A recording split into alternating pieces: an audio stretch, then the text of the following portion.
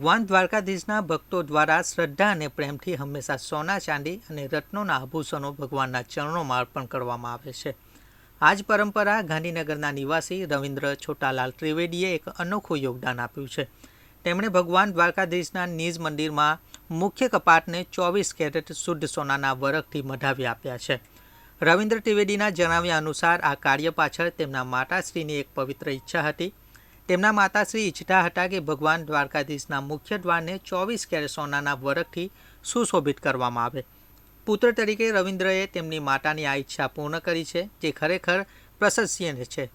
આ સુવર્ણ દ્વાર હવે દ્વારકાધીશના દર્શનાર્થીઓ માટે એક નવું આકર્ષણ બનશે અને ભક્તિભાવમાં વૃદ્ધિ કરશે।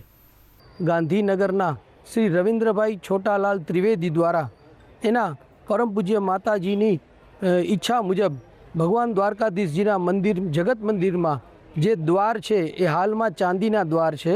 આ દ્વારને 24 કેરેટ શુદ્ધ સોનામાંથી મઢવાનું એ લોકોને વિચાર આવ્યો અને ભગવાન દ્વારકાધીશજીના મંદિરમાં પ્રાર્થના કરી અને દ્વારકાધીશ દેવસ્થાન સમિતિ દ્વારા આ ને પરવાનગી આપવામાં આવી અને ભગવાન દ્વારકાધીશજીના જગત મંદિરની અંદર આ દ્વાર હવેથી સુવર્ણના દ્વાર થઈ ગયા।